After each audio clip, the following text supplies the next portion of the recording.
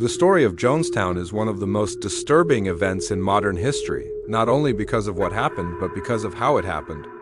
To truly understand it, we have to look at the beginning, the growth of the movement, the isolation, and the final day. This was not something that suddenly appeared out of nowhere. It developed slowly over time, step by step, until it reached a tragic ending in the jungle. The group known as People's Temple started with strong promises. It talked about equality, fairness, helping poor people, and bringing different communities together. Many people joined because they believed in those ideas. The leader, Jim Jones, spoke with confidence and passion. He made people feel heard and included. In the early years, the group did charity work and supported social causes. This helped build trust. Some members believed they were part of a movement that could change society for the better. As the group grew, however, things began to change.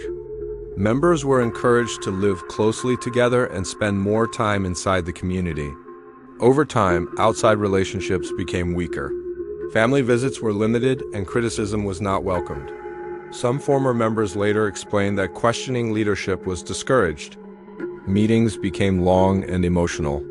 People were sometimes told that the outside world was dangerous and that only the group could protect them. This kind of environment can slowly influence how people think and feel. Because of increasing media attention and investigations in the United States, the group decided to move to a remote location in Guyana. The settlement was built deep in the jungle and named Jonestown. The location was far from cities, roads, and easy communication. At first, it was described as a place where members could live peacefully and work together.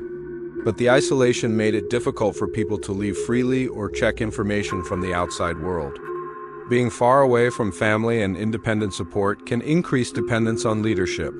Life inside Jonestown became highly controlled, daily work schedules were strict, community meetings were frequent and sometimes lasted for hours. Reports later suggested that members were monitored closely.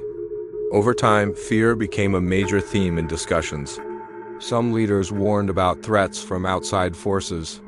This created tension and uncertainty. When people are isolated and repeatedly told that the outside world is hostile, it can affect their sense of reality.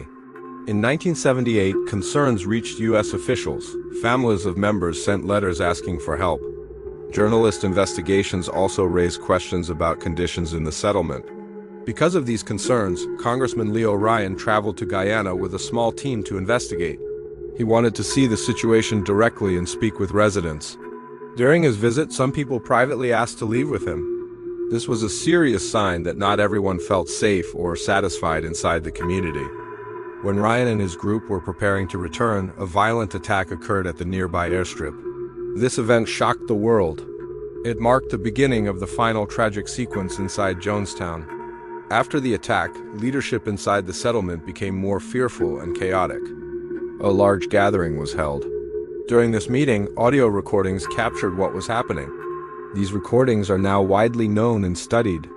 In the aftermath, many theories appeared.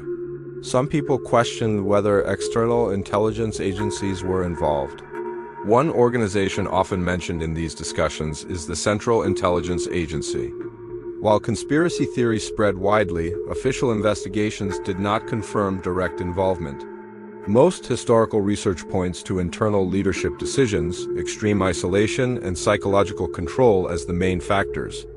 However, because some questions remain and emotions were very strong, debates continue even today. It is important to understand that the majority of people involved were not criminals. Many were ordinary individuals who believed they were part of a meaningful community.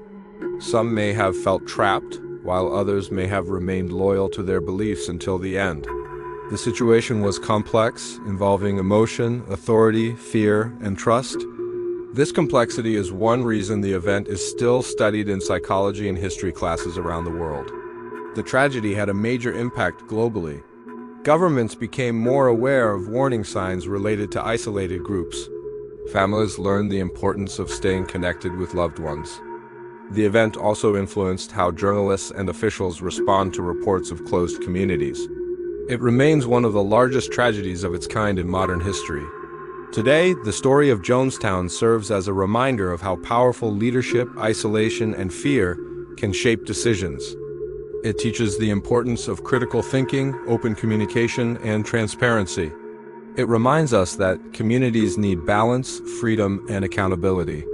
When people are cut off from outside perspectives for too long, it can create an environment where extreme decisions become possible. Even decades later, the story continues to raise questions. What could have prevented it? Were there earlier warning signs that could have been addressed? How can societies better protect vulnerable communities? These questions make the Jonestown tragedy not just a historical event, but an ongoing lesson about human behavior, responsibility, and awareness.